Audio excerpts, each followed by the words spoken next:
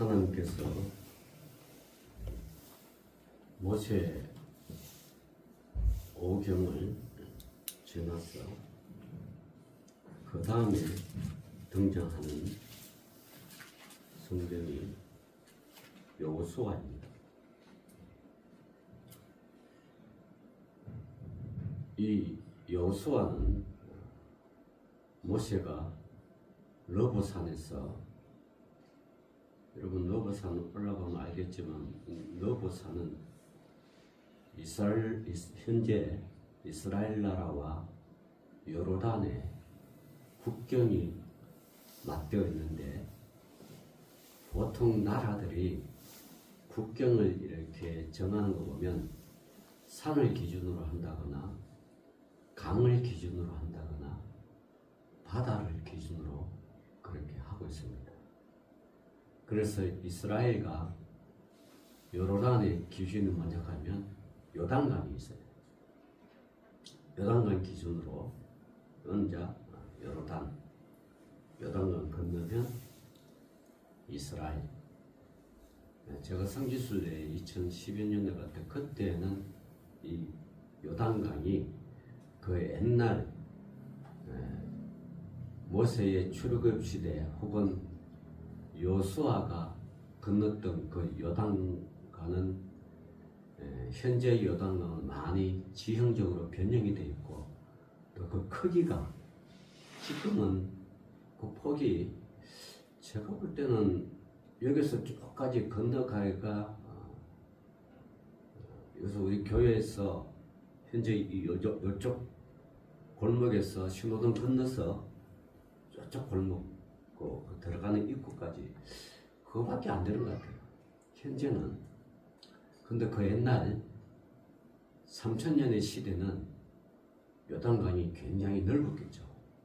넓어서 제사장들이 법궤를 메고 물을 밟는 순간 요단강이 쫙 갈라지는 그런 기적이, 하나님의 역사가 있었지만, 어쨌든 느보산에서 모세가 하나님의 부름을 받아 이제 임박한 죽음이 오죠.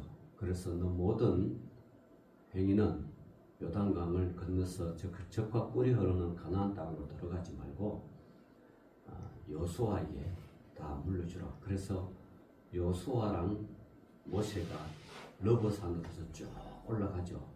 지금 그 느보산에는 모세의 기념교회가 있습니다. 기념교회가 지금 그때는 막 짓고 있던데 지금 다 지었겠죠. 뭐 그러다가 요르단이 유대교를 믿고 기독교를 믿어서 그걸 짓는 것이 아니라, 요르단은 이슬람이잖아요. 관광의 목적으로 관광객을 끌어들일 목적으로 그렇게 짓고 있는 거죠.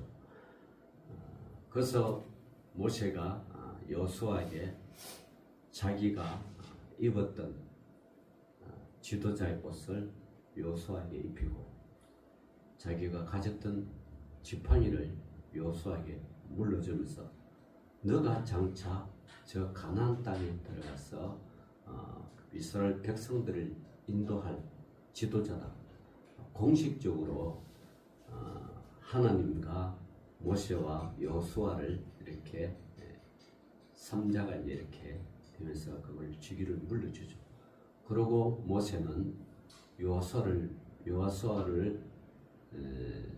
내려보내고, 여호수아는 이제 이스라엘 백성한테 내려보내고, 모세는 이제 하나님의 부름 따라 이렇게 산을 더 올라가죠. 우리가 뭐 십계명이나 그 외 이런 영화를 보면 그 두 지도자가 헤어지는 그 모습이 여호수아가 막 안타까워가지고 뒤돌아보고 또 뒤돌아보고. 저 모세가 지금 나이가 몇 살이에요? 120살이란 말이에요. 여호수아는 80살 정도. 하여튼 이제 올라가면 무덤을 묻혀주고죠. 죽음의 길을 이제 가잖아요. 그런데도 하나님께서 영적인 두 지도자의 육신의 모든 일들은 다 잊어버리고, 영적인 어떤 그 지도자 두 사이에 이제 헤어지게 해서 여호수아는 이스라엘 백성을 돌아오고 모세는 하나님이 지정한 곳으로 가서 뭐 얼마나 더 살았는지 바로 데려가셨는지는 제가 잘 모르겠지만 어쨌든 모세 120살까지 살다가 하나님이 그 시체조차도 이스라엘 백성들을 모르는 거죠. 지난번에 제가 말씀드렸지만 만약에 모세의 시체를 이스라엘 백성들이 장례식으로 묻어둔다, 묻기로 계류를 하고 묻어준다고 아마 했으면 지금 이집트의 피라밋보다 더 크게 지었을 거예요. 그런데도 하나님은 그래서 우리 기독교는요 무덤이 없는 종교인 것 같아요. 그죠? 무덤이 없잖아. 세상의 모든 종교들은 세상의 모든 사람들은 무덤을 크게 만들어 가지고 그 무덤을 신성시하게 하고 그 무덤을 중심으로 어떤 사상을 통일되게 하는지 모르지만 그러나 하나님의 백성들은 무덤이 없어요. 그러니까 무덤이 없다는 이건 참 바꿔 말하면 우리는 영원히 산다는 거죠. 무덤이 있다는 건 죽었다는 것, 죽음을 뜻하잖아요. 그죠? 무덤이 없다는 것은 하나님과 하나님의 백성의 영원한 삶의 영생의 삶을 산다는 것, 그걸 상징하는 거죠. 그래서 우리는 무덤이 없는 거죠. 무덤이 없는 거. 혹시 뭐 또 육신에 그렇다고 유대교들이 이스라엘 백성장 무덤을 안 만들었나? 다 만들었어요. 만들었는데 하여튼 하나님이 세우신 지도자들은 결코 그 무덤이 하나님이 데리고 간 것 같아. 이 땅에 없는 것 같아. 자, 그래서 그 오늘날 여러분 이스라엘을 건국했던 뭐 사울 왕이나 또 다윗 왕은 무덤이 없어요. 지금도 이스라엘 그 가면 예루살렘에 다윗의 무덤이라고 보는데 그게 가모야. 진짜 묘가 아니고 가짜로 만드는 거예요.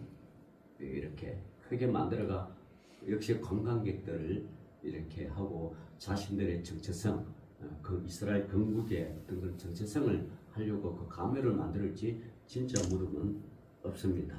자, 그래서 오늘 이 모세의 후계자로 이제 했던 여호수아가 여호수아 역시 이제 24장에 여호수아가 죽는 건데 이제 23장이란 말이에요. 23장에 여호수아가 이제 회상을 하는 거예요.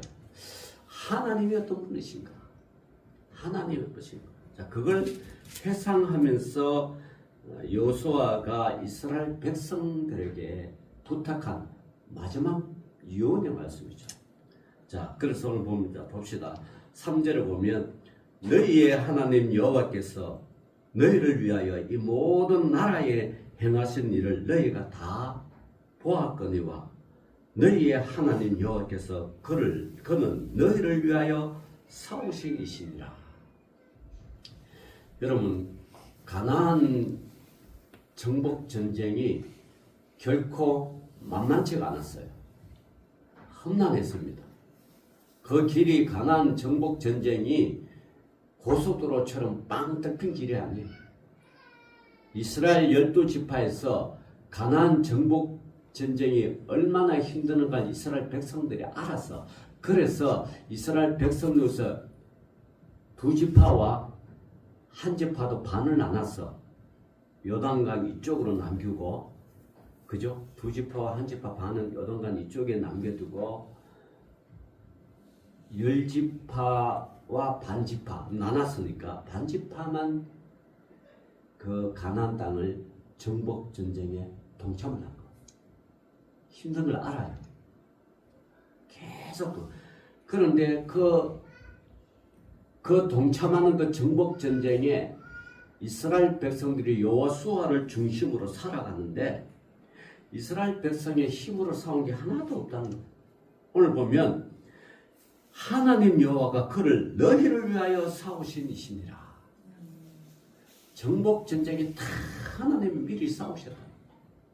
하나님이 미리 다 적들을 물리쳤다. 이스라엘 백성들은 순종하면서 가면 돼. 그런데 그 순종이 온전한 순종이 되지 못한 거예요. 온전한 순종. 다시 말하면 아멜렉 족속이나 뭐 어떤 그 정복하는 족속을 씨를 말려가 다 죽이라 그러는데도 이스라엘 백성은 그렇게 하지는 못했어요. 인정에 이끌려 못했든지 안 그러면 그 땅의 백성들이 가지고 있던 어떤 양, 소, 뭐 여러 가지 재물들 있잖아요. 그걸 탐내서 그렇게 못했든지 어쨌든 못해. 그러고 그들이 섬기는 신상들을 이스라엘 백성들이 정복할 때마다 그들이 섬겼던 신상들을 자기들이 섬겼다.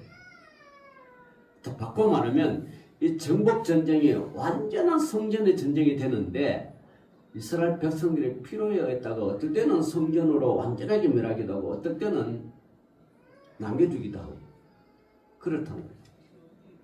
그래서 여호수아가 이런 거 하잖아. 너희 27절에 보면 너희 중에 남아있는 이 민족들 중에 들어가지 말라. 그러고 또 뭐라고 말씀하세요? 그들의 신들의 이름을 부르지 말라. 그 땅이 비옥하다고 그 정복 전쟁에 그 땅이 붙다고 이스라엘 백성들이 지파 그거 들어가서 그러니까 동화돼서 살지 말라는 거예요. 아무리 건축물이 훌륭하고 아무리 도시가 좋아도 그 땅을 뭐요? 완전히 멸하라는 거예요. 새롭게 하라는 거예요. 그런데 이스라엘 백성들은 그렇게 하지 못했어요. 그게 늘 여호수아가 마음에 담겼던 거예요. 그렇게 하기를 원했는데 그렇게 하지 않으니까 이제 여호수아가 마지막으로 자기가 죽으면서 남아있는 이스라엘 백성들에게 너희는 그렇게 하지 마라. 앞으로 정복 전쟁이 계속 되니까 그러지 말고 만들 것 그것도 더불어 살려고 사거리 여러분 멸하라는 거예요. 여러분 우리가 건축을 하잖아요. 건축할 때 빈 땅에다가 건축하는 게 쉽겠습니까? 안 그러면 기존 건물을 부수고 건축하는 게 쉽겠습니까? 네? 빈 땅에 건축하는 게 쉽지 않아요. 기존 건물은 뭐예요? 다 부숴야 되고 부수는 비용 들고 환경 오염 유발하고 이 건축비가 따따블로 들어요. 부숴야 되고 처리해야 되고. 근데 기존 빈 땅에는 뭐예요? 그냥 땅을 고르고 말뚝 박아가지고 쭉 씌우면 돼. 하나님의 전쟁, 정복 전쟁, 하나님 그렇게 하십니다. 힘들더라도 그 땅의 건물들을 다 부수고 그 신들 이름도 다 그냥 멸살하라. 힘들더라도 그렇게 하라는 거예요. 근데 우리는 힘들면 타협하려고 그러잖아요. 우리의 신앙은요, 뭐 힘들고 어려우면 자꾸 타협을 하려고 그래. 여러분, 신앙은 타협하면 안 됩니다. 신앙은 싸워서 이겨나가야 되지, 타협을 해가지고 너 좋고 나 좋고 위민작전으로 하면 안 된다는 거예요. 그러면 그들의 사상이 동화되고 그들의 요구 조건에 함께 들어줘야 돼요. 그래서 신앙은 타협하는 데. 그래서 어떤 다른 종교들은 우리 기독교인들을 보고 개신교들을 보고 포용력이 없고 타협이 없다. 그렇게 매도하고 그렇게 악평하는 것이 있지만 신앙은요 타협하면 안 된다는 거예요. 여러분 같은 기독교에서 카톨릭과 개신교의 카톨릭은 카톨릭, 개신교는 영어로 말하면 프로테스탄트, 개혁을 해야 돼요. 남나라. 카톨릭은 뜻이 뭐냐 그러면 일반적인 그런 뜻이에요. 개혁 요소가 없어요. 카톨릭 일반적인 프로테스탄트는 교육이요. 카톨릭은 그렇게 있죠. 그래서 카톨릭은 카톨릭 교회에 가면 그 지역에 모든 사람과 포용을 해요. 포용을. 그래서 사람들이 카톨릭 믿기가 상당히 쉬워요. 왜냐하면 포용력을 해주니까. 제사도 지내라, 술도 먹으라, 담배도 피우라, 뭘 하라 다 포용을 해주니까. 그래서 카톨릭의 신자들은 삶의 자체에 어떤 뚜렷한 정체성이 없어요. 그런데 우리 프로테스탄트 개신교는 어떻게 해요? 이 포용력이 안 되는 거예요. 하지 말라는 거예요. 자꾸만 타협하지 마라. 뭐 우상 섬기지 마라. 제사 드리지 마라. 주초하지 마라. 뭘 하지 마라. 그러니까 제약된 게 많잖아요. 이렇게 힘든 거예요. 자, 그래서 그런데 여러분 우리가 저희 어렸을 때 저희 어머니가 묵을 이렇게 만들었어요. 질근 가지고 뭐. 근데 그거 보면 그 묵을 만들 때 그냥 막 해서 만든 게 아니고 물을 뻗어 불을 따고 채 있지 않은 채, 그죠? 그 채에 거르고 또 거르는 거예요. 그죠? 거르는 거예요. 그래서 묵이 여러분 완성돼 나오면 깨끗해. 그러니까 가라고 먹어도 뭐 씹히는 게 없어. 거르는 거예요. 거르는 거. 그래서 우리가 묵을 깨끗하게 먹는 거지 이걸 그냥 다 있는 거 없는 거 해보면 이거 안 되는 거예요. 그래서 여러분 하나님 앞에 신앙은 거르고 걸러서 깨끗한 상태로 우리가 하나님 앞에 가는 거지 막 이거 포용하고 저거 포용하고 뭐 이렇게 하면 갈 수가 없어요. 하나님은 영이시니 깨끗한 영혼을 여러분 받기를 원하지 세상에 모든 이게 때 묻은 걸 원치 않아요. 그죠? 근데 그래서 가톨릭과 프로테스탄트가 다른 거죠.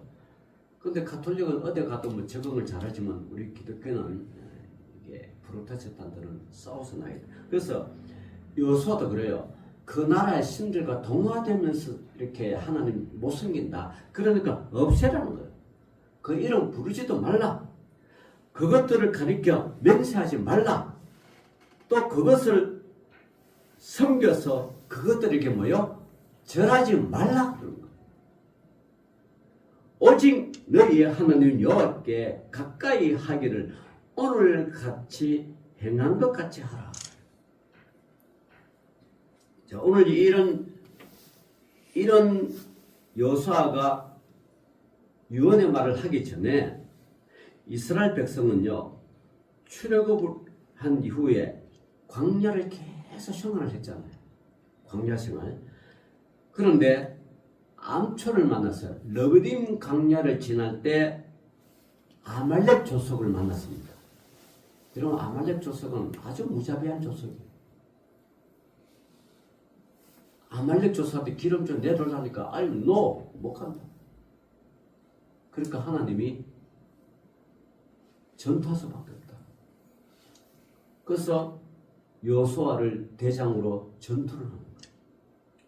전쟁으로 하여 물리치게 만드는 거예요. 자, 그래서 르비딤 광야에 진을 치고 할 때 이 사건은 왜 이 르비딤이란 말은요, 여러분, 어떤 목사님이 주중에는 카페를 하고 주일은 이제 예배를 드리는데 이제 카페 할 때 그 이름이 르비딤이야. 그 왜 르비딤인가 했습니까? 르비딤 뜻이요. 뭐냐 그러면 휴식하다, 안식하다는 뜻이에요. 휴식, 안식, 그게 르비딤이라는 뜻. 이름이 참 좋잖아요. 그죠? 르비딤 카페. 근데 오늘 이 안식과 휴식이 그냥 얻어지는 게 아니라. 자, 이스라엘이 광야 생활을 쭉 하면서 나가는데 이 르비딤 광야에서 암초를 만났습니다. 아말렉 족속이에요. 자, 그래서 하나님께서 이 출애굽기 16장에서 17장에 자세히 나오는데 이 광야를 쭉 지나가는 동안 하나님께서 그냥 광야를 지나가시는 게 아니고 광야는 여러분 굉장히 뜨겁습니다.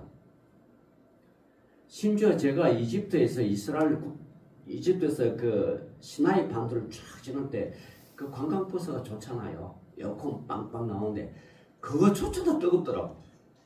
광야 태양이 얼마나 내리쬐는지 에어컨으로도 안 돼. 자, 그런 광야를 지날 때 이스라엘 백성들은 하나님께서 구름 기둥으로 낮에 불 기둥으로 어떻게 보호하셨다. 광야 생활.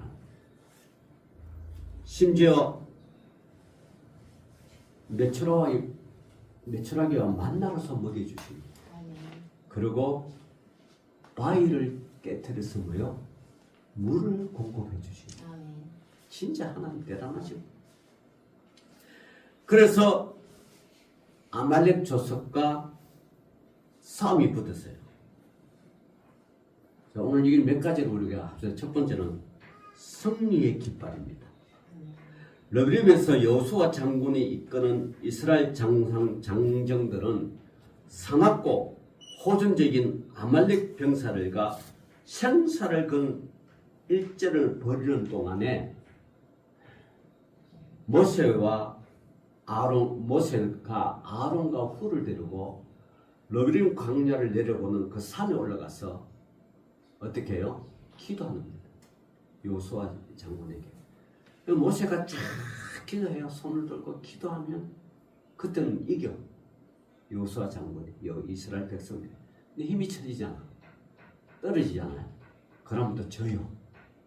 참 희한하죠. 전쟁의 군사의 수와 무기들과 싸우는데 어떻게 팔이 올라가면 이기고 기도하면서 팔이 내려가면 지겠어요. 그래서 모세가 자기 형 아론과 또 지도자 훌을 데리고 나를 팔을 좀 받쳐달라. 팔을 좀 받쳐달라. 모세 힘들겠죠? 내려도 못 내리고. 교회는요, 교회가 든든히 세워가는 건요, 많은 사람들이 필요 없어요. 일꾼 몇 명만 있으면 돼. 일꾼 몇 명만. 여러분들은 그 일꾼 몇 명만 되시기를 주의 이름으로 축원합니다. 재정이 힘들다거나 교회에 뭘 한다거나 하면 일꾼 몇 명만 있으면 돼. 어쨌든 모세가 아론과 훌을 데리고 팔을 쫙 붙여 기도하면 계속 이기죠. 그래서 아말렉 족속을 물리칩니다. 물리치고요. 그리고 그 모습을 모세가 보잖아요. 그 전쟁에서 정복 전쟁 때 이제 여수아라는 사람이 구약에서 처음 전개합니다. 이거 원래 여수아라는 이름이 그 전에 예수아예요.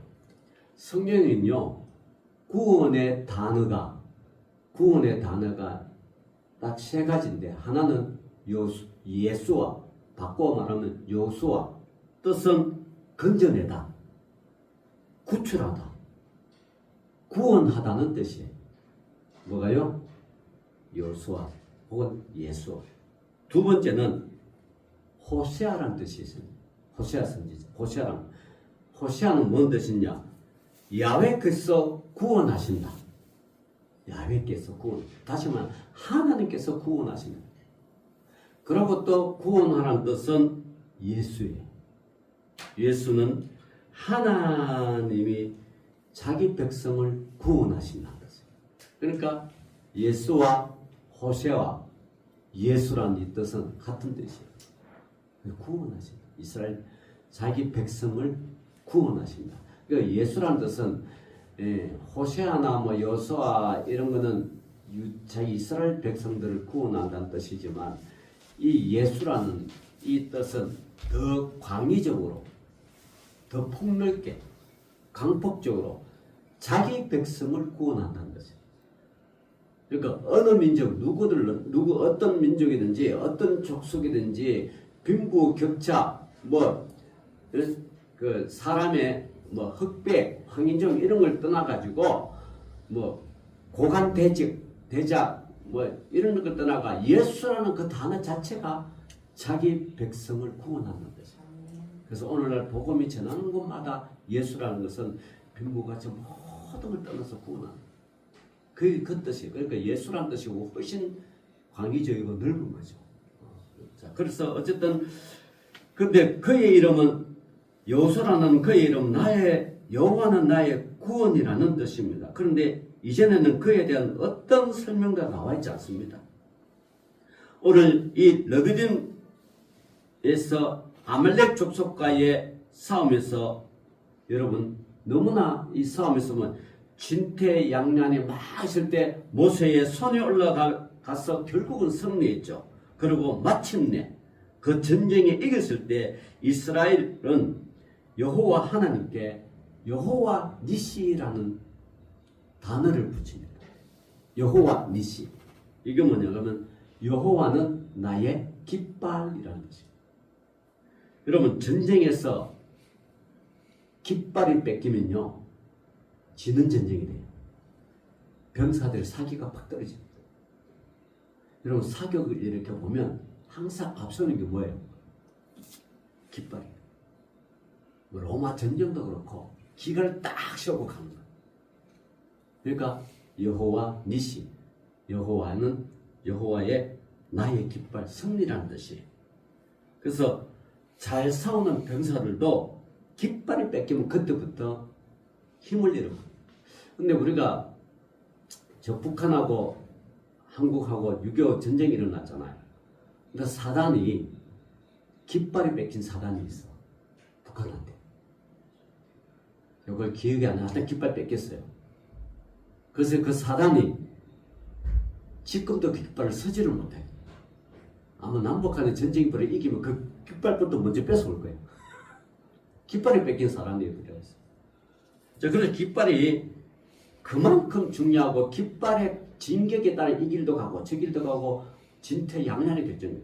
그래서 하나님은 우리의 승리 깃발이 되어 있습니다. 자, 두 번째는 예수님을 볼 수 있는 사람입니다.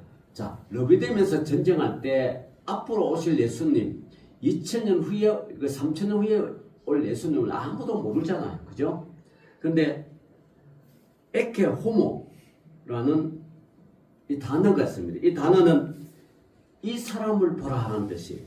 에케 호모가. 이 말은 예수님의 십자가 체형을 원하는 유대인 군중들을 향하여 빌라도 총독이 유대인 군중을 향하여 내뱉었던 말입니다. 에케 호모. 이 사람을 보라.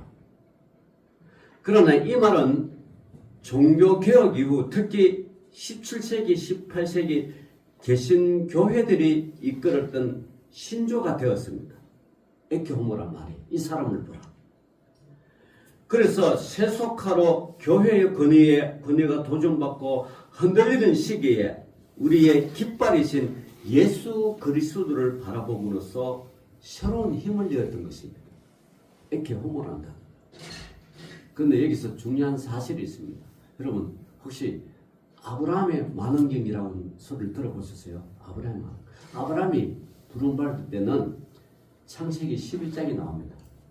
그럼 아브라함이 부름을 완전 받을 때 12장에 보면 하나님께서 아브라함을 향하여 뭐라고 말씀하시는가 하면 참 우리 한번 찾아봅시다. 이건 굉장히 중요한 것입니다. 창세기 12장 1절 여호와께서 아브라함에게 이르시되 너는 너의 고향과 친척과 아버지의 집을 떠나 내가 너에게 보여줄 땅으로 가라 그래요. 보여줬지도 않았습니다. 뭐라고요? 보여줄 땅으로 가라습니다. 그러면서 내가 너로 큰 민족을 이루고 너에게 복을 주어 너 이름을 창대하게 하리니 너는 복이 될지라. 아브라함의 복의 권능이란 말이 여기서 나옵니다. 그래서 이제 3절이 뭐예요? 너를 축복하는 자에게는 내가 복을 내리고 너를 저주하는 자에게는 내가 저주하리. 땅의 모든 족속이 너로 말미암아 복을 얻을 것이라 하신지라. 자, 여러분 아브라함의 후손이 누구예요? 나중에 예수 그리스도잖아요. 예수 그리스도가 가는 복음이 가는 곳마다 하나님의 복이 흘러내리는 거예요. 왜냐하면 하나님 명령하셨으니까. 그리고 아브라함에게 축복하는 자는 뭐예요? 반드시 축복해주고 아브라함을 저주한 자는 반드시 저주. 오늘날 말하면 예수님을 따르고 예수님과 함께한 자는 하나님께서 뭐예요? 복을 내려주시고 예수님을 부인하거나 예수님을 저주하거나 예수님을 모른다고 외면하는 민족에게는 뭐가 내려요? 저주가 임합니다.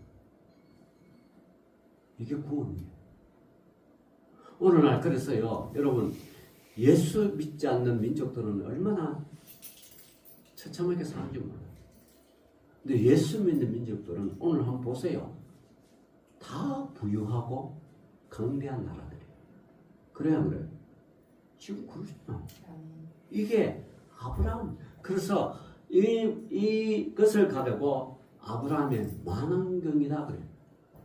여러분 우리가 뭘 보려 그러면 멀리 있는 거 크게 보려 그러면 만원경이 필요하죠. 작고 안 보는 건 뭐가 필요해요? 그거는 현미경이라고 해요. 그죠? 현미경, 만원경. 여러분 믿음의 눈은 현미경이라 되는 게 아니라 믿음의 눈은 만원경이 돼야 돼요. 멀리 있는 걸 바라보고 그걸 향하여 달려가야 돼요. 그래서 우리는 만원경이 돼요. 그래서 오늘 창세기 12장은 아브라함의 만원경. 아브라함이 예수님이 태어날지라고 상상도 못하죠. 이건 수천 년 후의 일이니까.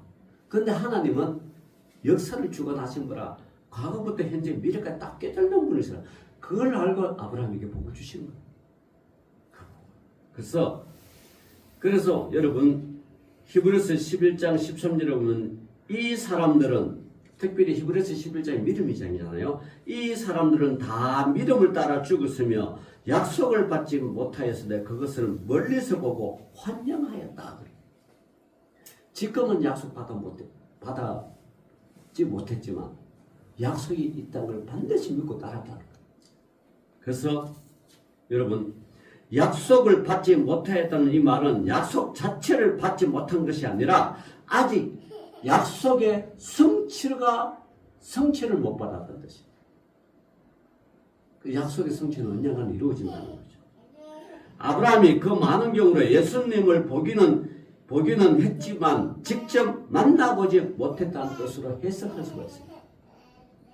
그 믿음의 많은 경우로 그 약속의 성취를 멀리서 보고 환영했다는 것입니다. 환영했다. 아브라함도 하느님. 자, 마지막으로요. 세 번째, 승리의 깃발이 되시는 하나님. 우리 하나님은 승리의 깃발. 우리 하나님은 패배가 없습니다. 여호수아 장군과 이스라엘 장정일의 싸우는 동안 아론과 홀은 모세와 함께 언덕 위로 올라가 있었습니다. 절대 이길 수 없었던 전쟁에서 이긴 후 이스라엘은 신앙 고백을 했습니다. 바로 그때 언덕 위에 올라가 손을 들고 기도하는 모세가 전쟁의 깃발이라는 고백입니다. 여호와 니시. 여호와 니시. 승리의 깃발. 이것이야말로 시대를 초월하고 보는 만원경, 불가능을 가능으로 바꾸는 승리의 깃발입니다. 여호수아 후에 모세에 이어 이스라엘을 이끌고 요단강을 여호수아는요 모세가 죽은 이후에 요단강을 가서 약속의 땅을 점령하면서 통치하면서 그리고 그 말씀에 따라 이스라엘 백성 지파에게 그 땅을 분배하면서 일생의 통치를 마친 후 이 세상을 떠날 때가 다가온 그의 눈앞에 떠오른 장면, 오늘 이 르브딘 전투의 장면이 여호수아가 떠올랐다. 우리가 그때 절대 절명의 위치에서 하나님께서 도와주시지 않으시나 오늘날 우리가 없다는 거죠. 그래서 그 르브딘 전투가 오늘 여호수아가 마지막에 떠오르는 거예요. 그 선거가 이스라엘 앞에 얼굴을 내민 사건이었고 그와 그의 민족의 생사를 가르는 중대사였기 때문입니다. 이후에 그는 모세를 이어 강을 건너고 땅을 정복하는 내내 그 깃발을 바라보며 앞을 향하여 나아갔다는 것입니다. 그리고 그가 눈을 감기 전에 남겨진 이스라엘 백성에게 남기는 마지막 유언 가운데서도 그는 여전히 여호와의 니시 하나님, 여전히 승리의 깃발은 너희들 앞에서 펄럭이고 있다. 그걸 지금 상기시켜줍니다. 르비딤에서 아말렉과의 싸움은 이스라엘과의 싸움이 아니었습니다. 그 깃발을 통하여 후에 역사하시는 하나님께서 대적 아말렉을 물리치신 하나님과 아말렉과의 싸움이었어요. 여호와는 우리를 위하여 싸우시는 분입니다. 여러분 오늘날 힘들고 어렵고 뭔가 잘 안 될 때 여러분 내가 왜 이런가 그러면서 현명을 보고 하는 것도 좋겠지만 그러나 그보다 더 좋은 것은 하나님이 우리에게 주시는 많은 경험을 보고 저 물에서 보여주는 그 많은 경험을 보고 하나님을 더 쫓아가고 가까이 가기를. 그래서 여러분 이 어려운 환난 고통 여러분이 한테 주어지는 모든 그 어려움을 여호와의 니시로 이기고 승리해서 궁극적으로는 약속의 땅에 들어가는 저와 여러분 되시기를 주의 이름으로 축원합니다. 기도합시다. 하나님 아버지 감사합니다. 오늘도 믿음의 백성들을 여호와 니시라는 이 말씀을 가지고 주님 앞에 더 가까이 나아가는 주의 귀한 백성 되게 하여 주옵소서. 예수님 이름으로 기도 올리옵나이다. 아멘.